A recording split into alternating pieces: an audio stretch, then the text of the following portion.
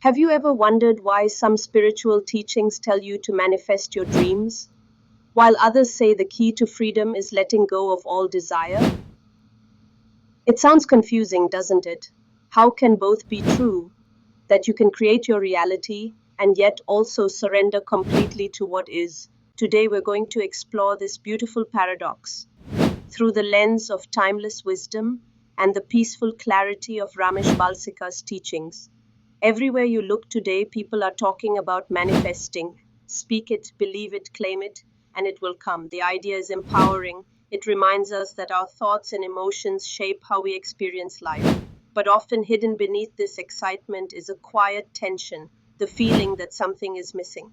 Because the more you chase what you don't yet have, the more you strengthen the feeling of lack.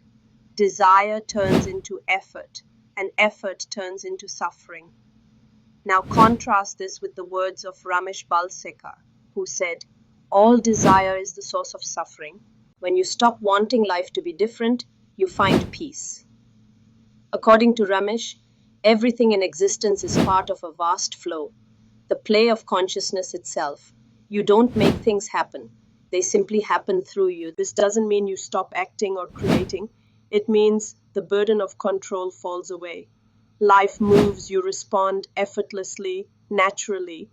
So here's the paradox: manifestation says you are the creator, acceptance says you are not the doer. Which one is right? Maybe both, depending on where you're standing. When the ego believes, I can control life with my thoughts, it becomes trapped in resistance. But when the sense of I dissolves, creation continues. Only now it happens without ownership. You could say manifestation still occurs, but there's no manifester. The universe still expresses itself through you. The only difference is there's peace instead of striving. Imagine pouring resin. If you try to force the pattern, it never quite flows.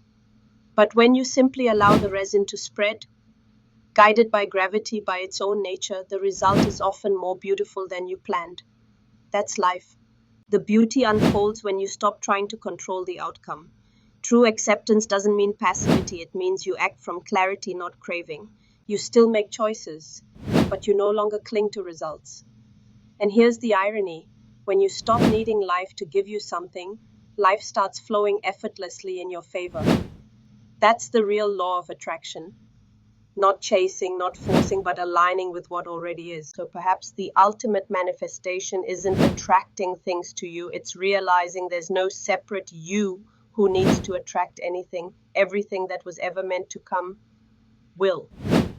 Everything that's meant to go will. And you, the awareness watching it all, remain untouched. That's the peace Ramesh spoke of. That's the quiet joy of acceptance.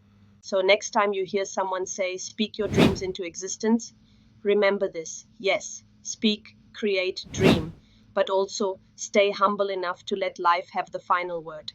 Because the most powerful manifester is the one who no longer needs to manifest. Thank you for joining me in this reflection.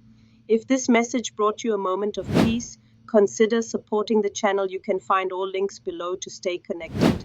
Until next time, keep reflecting and keep trusting the flow of life.